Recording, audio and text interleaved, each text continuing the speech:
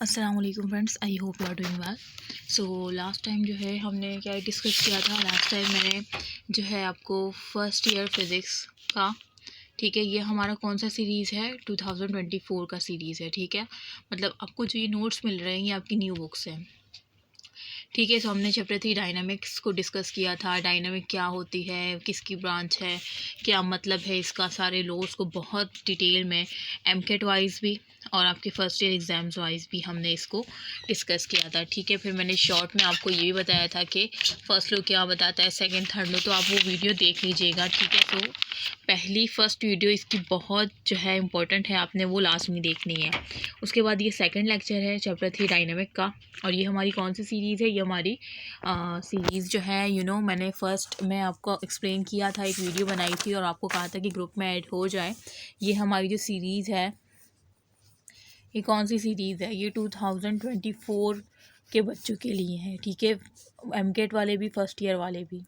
ठीक है, चाहे वो किसी भी प्रोविंस से हों। अच्छा, मोमेंट देखें, वो sorry momentum. Momentum, what is momentum? Momentum क्या, लीनियर मोमेंटम की बात कर रहे हैं। It is a property of moving object. ठीक है, ये मोमेंटम क्या है, ये प्रॉपर्टी है, ये खुसूसियत है किसकी, मूविंग ऑब्जेक्ट्स की। मतलब हरकत करती हुई बॉडी की या हरकत करती हुई चीज़ की ये खुसूसियत है मोमेंटम।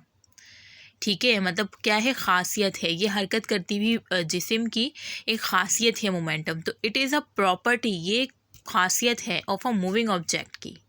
ठीक है, अच्छा, तो ये एमसीक्यूज़ में आता है और उसमें ऑप्शन दिए होते हैं कि उसमें से एक ऑप्शन मोमेंटम होगा, तो आपने मोमेंटम पे टिक करना है। ये मैं इस वजह से मैंने बताया हुआ है।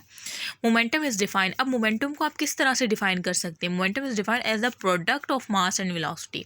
ठीक है, इसका फार्मूला है कि मोमेंटम को आप डिफाइन कर सकते हैं कि भाई उसका जो मास है उस बॉडी का या उस ऑब्जेक्ट का, ठीक है, उसका मास क्या है और वो किस वेलोसिटी से मूव कर रहा है। उस दोनों का जब आप प्रोडक्ट लेंगे ना, मीन मल्टीप्लिकेशन करेंगे या मल्टीप्लाई करेंगे, इसको कहते हैं product of mass and velocity. ठीक है, मल्टीप्लाई का साइन है, तो वो मोमेंटम को डिफाइन करता है। तो momentum is define as the product of mass and velocity, सब कुछ फार्मूले में ही है। और ये एक बात अपनी प्रॉपर्टी ऑफ मूविंग ऑब्जेक्ट है। देखो, मूविंग ऑब्जेक्ट का एक मास भी तो होगा ना, तो मास है और मूविंग है तो वेलोसिटी होगी, तो यही तो डेफिनेशन बन जाती है। मैं जिस तरह से आपको पढ़ा रही हूँ ना, यकीन करें आपको कोचिंग में भी इस तरह से नहीं एक्सप्लेन किया जाता होगा जिस तरह से मैं आपको एमकेट वाले बच्चों के लिए कहती हूँ कि ये एमसीक्यू में आ सकता है और फर्स्ट ईयर वालों के लिए भी आ सकता है। ठीक है, तो इस तरह से जो है मैं अच्छे से पढ़ा रही हूँ, तो आपने क्या करना है, सपोर्ट दिखानी है अपनी भरपूर, क्योंकि मेरे भी एग्ज़ाम चल रहे हैं और मुझे जो है टाइम निकालना बहुत मुश्किल होता है। लेकिन आप लोग का जो सपोर्ट, जो आप लोग की मोहब्बत है, उसको देख के मैं कहती हूँ कि नहीं भाई, थोड़ा सा टाइम इनके लिए निकाल लो। और इंशाल्लाह जो आपकी सीरीज़ है 2024 की, ये हम at the end of Feb, मैंने शायद डेट दी थी, उससे हम टेस्ट सीरीज़ भी स्टार्ट कर देंगे आपकी। अभी तो मैं लेक्चर प्रोवाइड कर रही हूँ ना, फिर प्रॉपर टेस्ट भी होंगे आपके। ठीक है, लेक्चर फिर एंड टाइम पे तो मैं बहुत ज़्यादा अपलोड करूँगी। अभी मैं डेली एक एक कर रही हूँ। ठीक है, लेकिन फेब के एंड में हम टेस्ट सीरीज़ भी स्टार्ट करेंगे और साथ में जो है कोर्स कंप्लीशन पे फोकस करेंगे। ठीक है, तब तक मेरे पेपर भी एंड हो गए होंगे इंशाल्लाह। बस दुआओं में याद रखिएगा मेरे पेपर अच्छे जाए।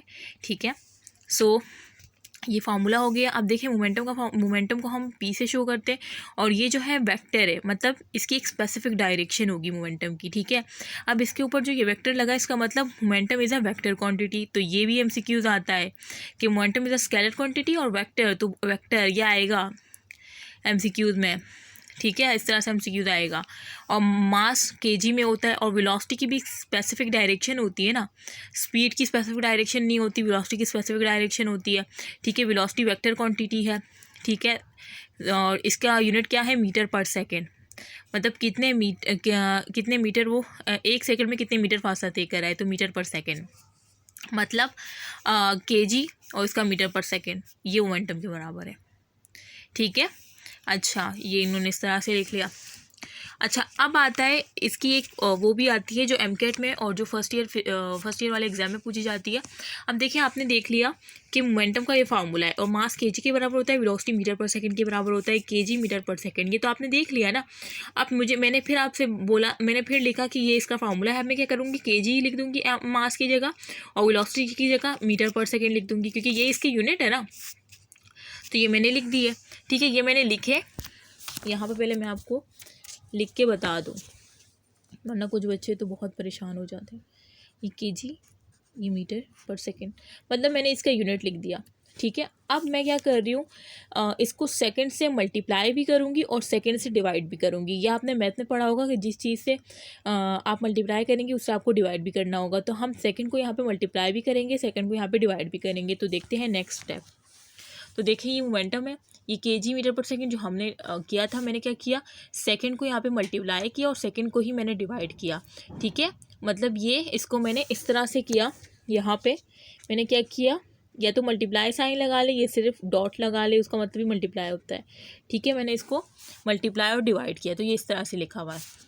अच्छा, अब क्या होगा, सेकेंड से अब इसमें क्या होगा, केजी का केजी और ये मीटर ही रहेगा। अब देखिए, डिवाइड में कितने एस है, 2 है ना, ये दोनों मल्टीप्लाई हो जाएंगे, दोनों डिवाइड में ही है, तो S2 आ जाएगा और ये वाला S ऐसे ही रहेगा, ठीक है। अब क्या होगा, ये केजी और ये मीटर पर सेकेंड स्क्वायर, ये किसके बराबर होता है, आपने फार्मूला पढ़ा है F=ma का। m बराबर होता है केजी के और a एक्सेलरेशन के क्या यूनिट है, मीटर पर सेकेंड स्क्वायर। तो देखिए, मीटर पर सेकेंड स्क्वायर, ठीक है।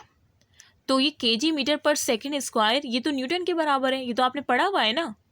तो आपने क्या लगा लेना है, इस पूरी की जगह आपने क्या लगा लेना है, न्यूटन, और ये सेकंड बच गया। तो ये एमकेट में भी एमसीक्यूज आता है और यही फर्स्ट ईयर फिज़िक्स वालों में के लिए भी आता है। और ये जो है ऐसा एमसीक्यूज है कि अच्छे अच्छे बच्चे जो है इसको रॉन्ग कर देते हैं। क्यों? क्योंकि उन्होंने इस तरह से डेरिवेशन ही नहीं की होती है फर्स्ट ईयर में और भूल जाते हैं एमकेट में। और एमकेट में कोई भी कोचिंग आपको इतना डेरिवेशन नहीं करके देता, वो जस्ट कहता है कि momentum is equal to Newton second, क्योंकि वो उनको पता होता है कि आपने फर्स्ट ईयर में पढ़ी हुई ये चीज़, लेकिन आपको ही नहीं पता होता ठीक है। तो इस वजह से कह रही हूँ कि लेक्चर बहुत इंपॉर्टेंट है जो कि 2024 वाले सीरीज़ के लिए है, ठीक है, ऑल प्रोविंस के लिए, क्योंकि बच्चे कहते हैं हम इस प्रोविंस से, हम उस प्रोविंस से, ठीक है। तो ये भी आती है कि मोमेंटम किसके बराबर है, आपको ऑप्शन दिए होंगे, न्यूटन डॉट और सेकंड स्क्वायर दिया होगा, न्यूटन सेकंड दिया होगा, तो करेक्ट न्यूटन सेकंड होगा। और ये किस तरह से डिराइव्ड हुआ, आपने फार्मूला था मोमेंटम का एम की जगह केजी लगाया, वी की जगह मीटर पर सेकंड, क्योंकि वेलोसिटी का मीटर पर सेकंड यूनिट है, सेकंड से मल्टीप्लाई किया, सेकंड से डिवाइड किया, ठीक है। ये दोनों सेकंड क्या हुए, सेकंड स्क्वायर बन गया, ठीक है। और आपने क्या, आपको याद था कि भाई एफ होता है, एफ का यूनिट होता है न्यूटन, एफ मतलब फोर्स का यूनिट होता है न्यूटन, और एम का होता है केजी और ए का होता है मीटर पर सेकंड। उसका सारे यूनिट आपको आने चाहिए, नहीं आते तो आप लिख लेंगे। और ये दोनों इसका फॉर्मूला है, इसको केजी मीटर पर सेकंड किसके इक्वल टू होता है, न्यूटन के। तो हमने इधर न्यूटन लगा लिया और सेकंड का सेकंड, तो मोमेंटम बराबर होता है न्यूटन सेकंड की। ये एमसीक्यूज आता है, बार बार मैं कह रही हूँ। The SI unit of momentum is Newton second. जो अब जो एसआई यूनिट है, क्या आता है कि एसआई यूनिट क्या है मोमेंटम का, एसआई यूनिट जो है वो न्यूटन सेकंड है, ये बात याद रखनी है। ऐसा यूनिट क्या है, न्यूटन सेकंड। जैसे फोर्स का न्यूटन है ना, एम का मास का केजी, एम मतलब मास का केजी है, ए मतलब एक्सेलरेशन का मीटर पर सेकंड स्क्वायर। इस तरह से मोमेंटम का क्या ऐसा यूनिट है, ऐसा यूनिट क्या है मोमेंटम का, अभी आपने ये जो डिराइव किया यही तो ऐसा यूनिट है। ये क्या है, ये हमारा ऐसा यूनिट है। ऐसा unit of momentum is newton second. अच्छा, momentum is also defined as the product of force and time. तो आप किस तरह से मोमेंटम को डिफाइन कर सकते हैं दूसरी डेफिनेशन के तौर पे कि ये क्या है, प्रोडक्ट है फोर्स का और टाइम का। देखें, प्रोडक्ट न्यूटन मतलब force, Newton is a unit of force, और सेकंड मतलब second is a unit of time, तो फोर्स एंड टाइम का। तो दूसरी डेफिनेशन ये आ गई ना कि momentum is also defined as the product of force and time. और ये बच्चे पता है एमकेट वालों के लिए आता है एमसीक्यूज की, जब product of force and time, और ऑप्शन दिए होते हैं वेलोसिटी, एक्सेलरेशन, मोमेंटम। अच्छा, वो इतने कंफ्यूज होते हैं कि उनको पता ही नहीं होता कि यार फोर्स और टाइम का प्रोडक्ट होता क्या है। ऐसा यूनिट देख लो, फोर्स न्यूटन, सेकेंड टाइम, तो फोर्स एंड टाइम का प्रोडक्ट इज मोमेंटम। और ये आपने डेफिनेशन देखी थी कि मास एंड वेलोसिटी का प्रोडक्ट भी मोमेंटम होता है, तो दोनों आपने याद रखनी है, ये तो बच्चों को पता होता है। लेकिन इसमें मिस्टेक कर जाते हैं। मैं साथ में आपको वो चीज़ें बता रही हूँ जिसमें आप मिस्टेक करते हैं, ठीक है। मोमेंटम इज ऑल्सो डिफाइन, ये तो हो गया। अच्छा देखिए यहाँ पे इन्होंने यहाँ पे लिख भी दिया कि न्यूटन फोर्स और टाइम थी, ठीक है। ये डेल्टा की ये डेल्टा है, ठीक है। इसको क्या, ये क्या है, ये डेल्टा है और डेल्टा को इस तरह से ट्रायंगुलर शो करते हैं और इसका मतलब होता है चेंज, किसी भी चीज़ में चेंज आ जाना, मतलब मोमेंटम के साथ लगाए तो मोमेंटम में चेंज आएगा, जाहिर सी बात है, ठीक है। अब देखिए आपने क्या करना है, फॉर्मूला ये टी यहाँ पे क्या है, टी मतलब टाइम, टाइम यहाँ पे मल्टीप्लाई हो रहा है तो उस साइड क्या हो जाएगा, डिवाइड में आ जाएगा ना। यहाँ पे मल्टीप्लाई फोर्स के साथ तो उस साइड डिवाइड में आ गया, तो मोमेंटम अपॉन टाइम हो गया। तो आप क्या लिखेंगे, चेंज ऑफ मोमेंटम, डेल्टा मतलब चेंज, तो चेंज ऑफ मोमेंटम, टी मतलब टाइम, तो change of momentum upon time is also force.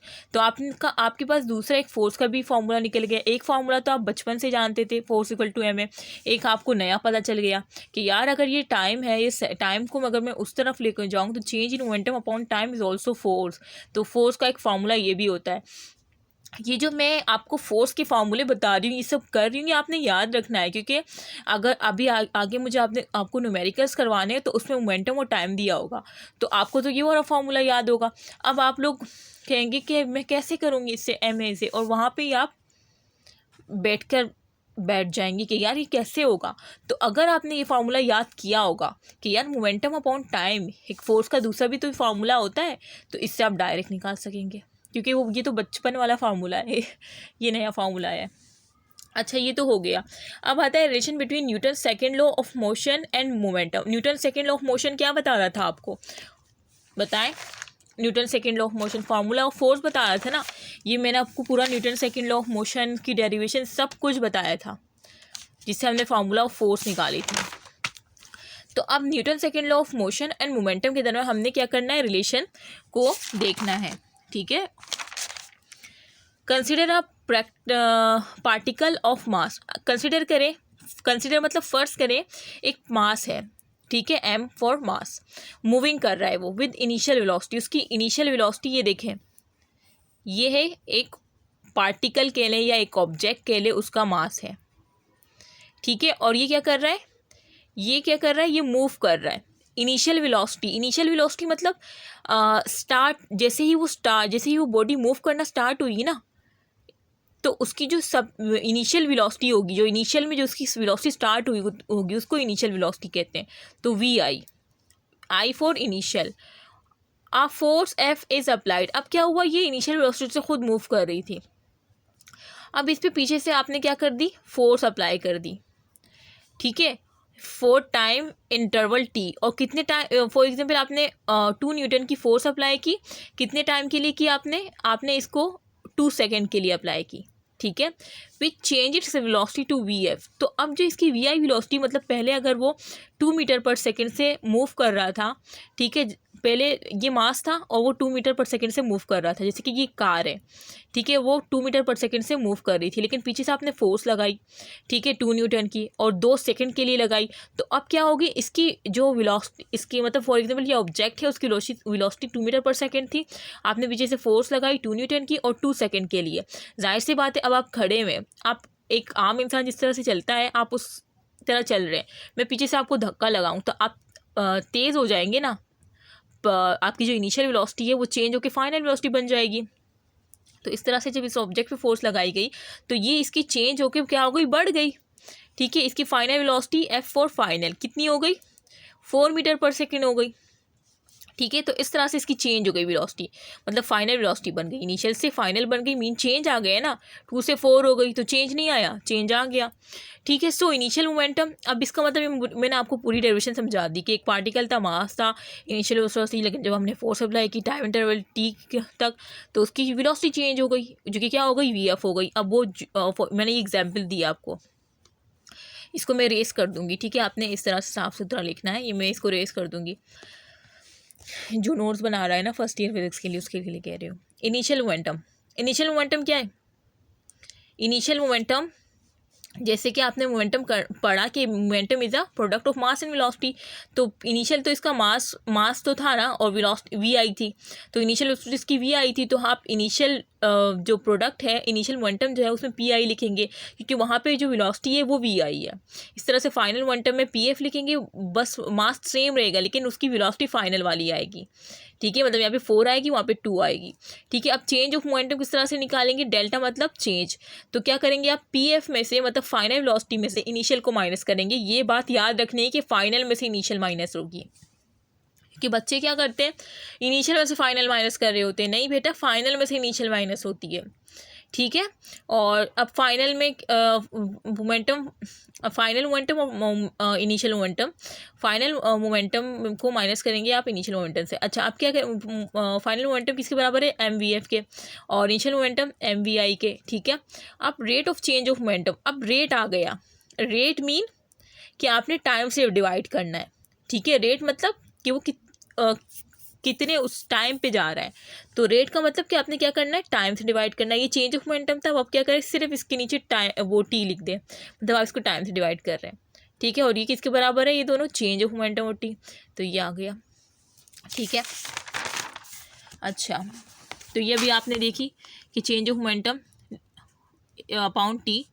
और अब आपने क्या किया, इन दोनों के साथ यहाँ पे आपने देखा कि एम वी एफ था और माइनस एम वाई था, मतलब इसमें एम सेम है तो आप एम को बाहर निकाल लें। एम सेम है ना, जो भी सेम होती है उसको हम कॉमन लेके बाहर निकाल सकते हैं। एम दोनों में सेम था तो हम एम को हमने कॉमन ले लिया और V final velocity minus initial velocity upon time कर दिया, क्योंकि एम तो दोनों में सेम था तो उसको हमने बाहर निकाल लिया क्योंकि कॉमन था। ठीक है, अब आप खुद बताएं कि ये वेलोसिटी अपॉन टाइम किसका फार्मूला है। वेलोसिटी अपॉन टाइम आपने कहाँ पढ़ा है, एक्सेलरेशन में ना। एक्सेलरेशन क्या होती है कि कितनी वेलोसिटी से कितनी चेंज इन वेलोसिटी आ रही है कितने टाइम में, mean change in velocity is called acceleration. ठीक है, तो ये किसकी, ये क्या हो रही है, चेंज हो रही है ना वेलोसिटी। वेलोसिटी क्या हो रही है, डेल्टा लगा लो यहाँ पे, change in velocity upon time is called acceleration. तो ये फाइनल से मतलब इनिशियल में जा रहा है, इसका मतलब चेंज हो रहा है ना।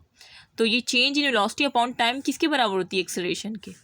तो देखिए यहाँ पे इसका मतलब होता है इन 3 डॉट का कि एज वी नो डैट, कि हम ये जानते हैं। आप ये भी लिख सकते हैं एज वी नो डैट, ये भी 3 डॉट भी लगा सकते हैं। ठीक है, तो एक्सेलरेशन, अब आपने इसकी जगह एक्सेलरेशन लगा देना है। ठीक है, सो ये आपकी derivation according to Newton second law of motion. तो ये आपने क्या किया, सेकेंड लॉ ऑफ मोशन को आपने मोमेंटम से क्या किया है, रिलेशन किया है। Relation between Newton second law of motion momentum, ये आपने पूरा रिलेशन देख लिया। और आखिर में आपके पास क्या है, वो डेरिवेशन निकली ये वाली कि अकॉर्डिंग टू न्यूटन से। अब ये तो आपने वो कर लिया, अब Newton second law of motion के अकॉर्डिंग क्या है कि F is equal to M है, यही था ना। और ये भी चेंज इन मोमेंटम और टाइम भी यही आ रहा है।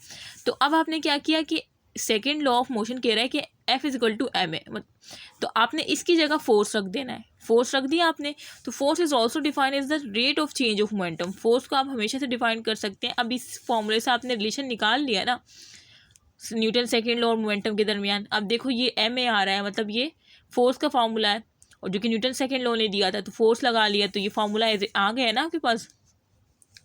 ठीक है, तो अब आप इसको आगे यूज़ कर सकते हैं। तो अब ये कह रहे हैं कि फोर्स को हम इस तरह से डिफाइन कर सकते हैं कि rate of change of momentum है ये। तो ये आपने याद रखना है, rate of change of momentum is also called force. ये भी एमसीक्यूज में आता है, फोर्स मोमेंटम कुछ भी दे सकते हैं, करेक्ट ऑप्शन इज फोर्स। ठीक है, और अब देखें ये चेंज इन मोमेंटम है। अब ये टाइम यहाँ पे डिवाइड है, उधर जाके क्या हो जाएगा, मल्टीप्लाई हो जाएगा। तो एफ मल्टीप्लाई बाय टी। ठीक है, एफ मतलब न्यूटन, टी मतलब न्यूटन। ठीक है, एफ का यूनिट क्या होता है, न्यूटन। टी का यूनिट क्या होता है, सेकंड। तो momentum also called Newton second, ऐसा यूनिट जैसे हमने पहले निकाला था ना, इस तरह से देखिए यहाँ से भी आप निकाल सकते हैं ऐसा यूनिट ऑफ मोमेंटम। ठीक है, सो मैंने बहुत अच्छी तरीके से आपको समझाया है। मैं लेक्चर के दौरान क्या कर रही हूँ, मैं लेक्चर के दौरान एमकेट वालों के लिए और फर्स्ट ईयर फिज़िक्स वालों के लिए साथ में मैं आपको एमसीक्यूज़ बता रही हूँ। ठीक है, और साथ में मैं आपको नोट्स दे रही हूँ। ठीक है, और साथ में मैं आपको क्या कर रही हूँ, बुक रीडिंग के सारे इम्पोर्टेंट पॉइंट्स बता रही हूँ। ठीक है, वो भी न्यू बुक से। और ये कौन सा सीरीज़ है हमारा, जो हमारा सीरीज़ चल रहा है ये कौन सा है, 2024 it's very helpful for you. खुद बताएं आप मुझे कमेंट में, अगर जो भी बच्चा ये वीडियो देख रहा है तो वो मुझे कमेंट में बताए क्या ये लेक्चर आपको कितना फ़ायदा दे रहे हैं। ये आपको 100% फ़ायदा दे रहे हैं, बेनिफिट दे रहे हैं, ये आपको 80% दे रहे हैं, या ये आपको 90% दे रहे हैं, या ये आपको 0% दे रहे हैं। तो मुझे यकीन है कि आपको 100% फ़ायदा दे रहे हैं। तो आप लोग मुझे जो है कमेंट कीजिएगा, क्योंकि आपकी कमेंट से मुझे बहुत सपोर्ट मिलती है।